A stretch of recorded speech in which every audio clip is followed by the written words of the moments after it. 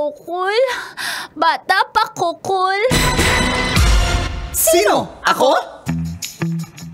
Morning call! Morning, Tits! Kaloya, feel good morning! Let me tell you. You my little boo thing. Thursday na! Sweldo na! November Sana 30, 2023. Bonifacio Day, pero walang holiday dahil nilipat na anong Monday. Kaya walang mag-expect. Ang dami explanation ni Akla. Ngayon, 7:28 ay kasama na ang cool na Uncle Kaloyal mula January 1 hanggang magdi-December 1, Uncle Dagos! Ang kamot Sa mga angkol. Itaas ang kamot sa mga angkol. Siyempre, kasama rin ang hata-hata dito sa balat ng radyo. Kaloyal na sa radyo man o sa hardcore. News na Bacoor City Strikers. Ito na, Tita Tanya Chinita.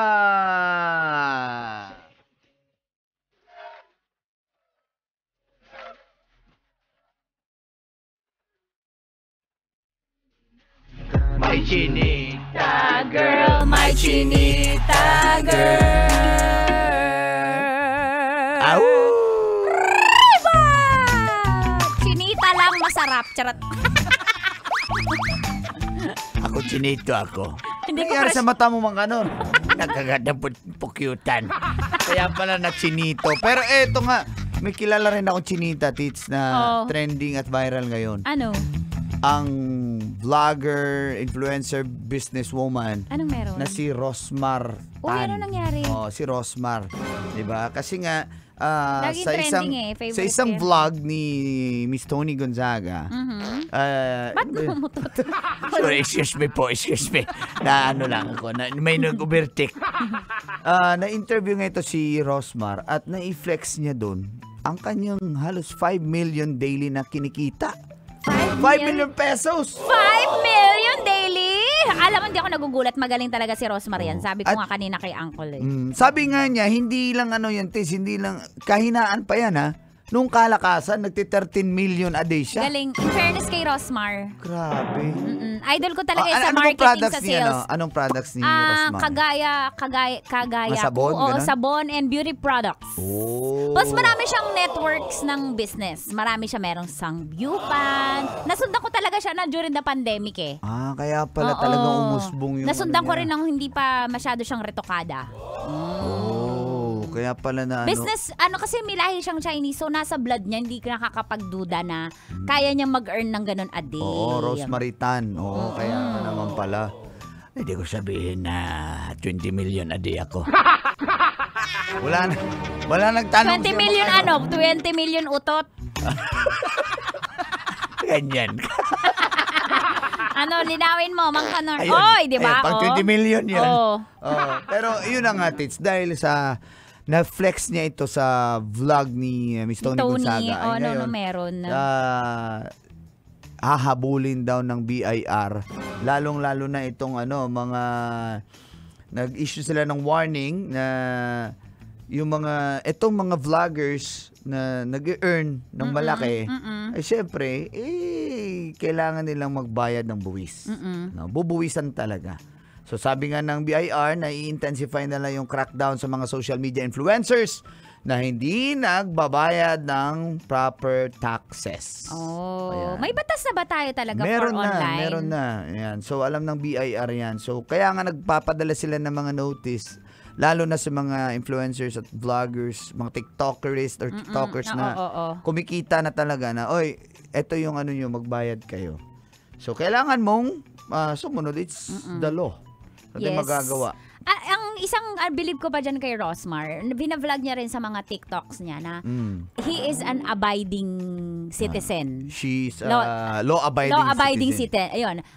Law-abiding citizen. She pays her Tagalog na lang. Binabayaran niya yung mga buwis. Oo. Hindi ba daw mag-English? Ako na mag-English. Kaya nga siya, ma-flex eh. Kasi wala siyang takot. Kasi kung ako ay tumatakas sa buwis, hindi ako mag-flex. Low-key lang ako. Pero kasi, ganyan lang yan mag-flex si Rosmar, pero law-abiding citizen siya, lalo sa pagbabayad ng buwis. Kaya, naniniwala ako legit yan. So, parang patama na rin ng BIR yan, lalo na sa mga hindi nagbabayad na mga vloggers. Mga vloggers. And pati mga kumikita na rin business. ng milyon-milyon. Oo, tama. Tsaka na-flex pa niya yung mga koleksyon niya ng kotse, Ferrari, Lamborghini, GTR, Porsche, at iba pa. Na hindi niya na maalala. Ikaw, Mang Kanor, ano yung mga sports car mo?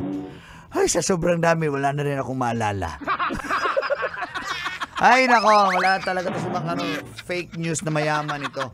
Kaya sa mga TikToker na tulad ni Rosmar, na kung kayo negosyante or kumikita na sa vlog, huwag kalimutan na meron pong tax na babayaran sa BIR. Diba? Para hindi ka magkaroon ng kaso, tax evasion. Tama. Yung influencer. Ay, TikToker. Hindi, yung scammer. Kasi alam mo ba na scam din daw siya, si Rosmar. Sabi niya, wala naman daw siyang ginawa na kahit mga OTP or mga na-click na link, pero nabawasan daw yung isang account niya sa BPI. Sabi niya nga, nagreklamo nga siya, pinost niya sa social media niya, sa Facebook. Nawalan daw siya ng 500K mahigit.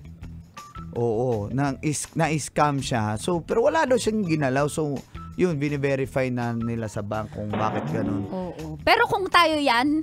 Sabi nga niya, maliit lang naman yung 500K. Oo, pero sa atin yan... uy, laki-laki na ng 500K. Oo, kasi sa kanya, lang yan parang... Sa akin, barya lang sa kanya. Barya lang kaya yan sa parang... akin. Talaga, Mang Kanor, ano ba mga business mo? Ano ba mga meron business akong 500K, pero barya nga lahat. Nahirapan ako. Hindi yan kukuhanin. Bigat-bigat. Bigat-bigat. Hindi palitan nyo na papel. Hampas sa'yo yan ang oldapan ng scammer. Hampas lupa. Hampas barya. Ay, nako. nako. Kaya ingat po tayo, ha? Baka... Sa mga scammer. Sa mga TikToker. Bakit? Pasayaw-sayaw lang yan eh. Yung TikToker. Yung scammer. Pinatong yung cellphone sa tricycle. Yung TikToker. Yung scammer. Wow! Kaya pala naka-iPhone 15. Yung TikToker. Yung scammer. Diba? Ang ganda kaya ng mga OOTDs niyan sa TikTok. Yung TikToker? Yung scammer. Ay! Kaya pala, nang dekwat na naman ng damit yun. Yung scammer. Yung TikToker. Ay, grabe ka naman. Naka-crop top lang yun, pero hindi yung dekwat. Nabili niya yun online. Yung TikToker? Yung scammer.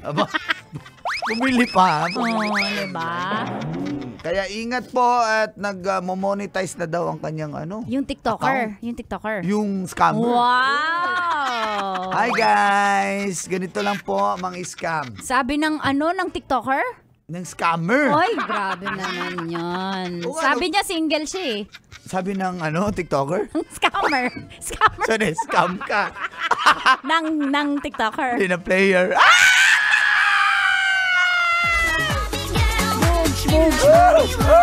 Yan kasi. Yan kasi. Ingat kasi kayo dyan. Sa mga TikToker. Sa player. Good morning sa lahat ng sumasayaw dyan sa tindahan. Na TikToker? Na scammer. Ay, mangungutang yan. Hindi yan magbabayad. Yung scammer. Yung TikToker. Minsan yan eh. Katabi mo sa bus, tas alokin ka ng ballpen. Ay, yung scammer? Yung TikToker. Tapos sabi niya, dali, sa'yo tayong dalawa. Sabi ng TikToker. Sabi ng scammer. Tapos pag hawak niya sa cellphone mo, itatakbo pala, no? Ay, nung scammer? TikToker. Ay, nako.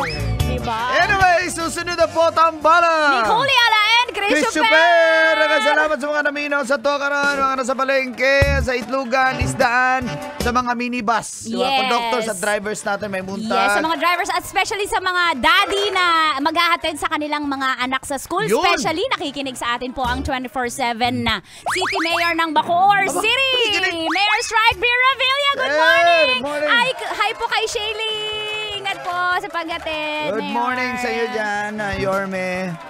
And hope to meet you soon. And thank you sa birthday greetings. Hindi ko nakalimutan. Yeah, salamat po. At Magkita-kita po tayo sa Sabado sa Strike Gym para sa Game 3 ng Bacoor City Strikers ng National Finals ng Mahardika Pilipinas Basketball League. babawi tayo. Babawi! Babawi ang Bacoor City Strikers. At kita guys bukas, PITX.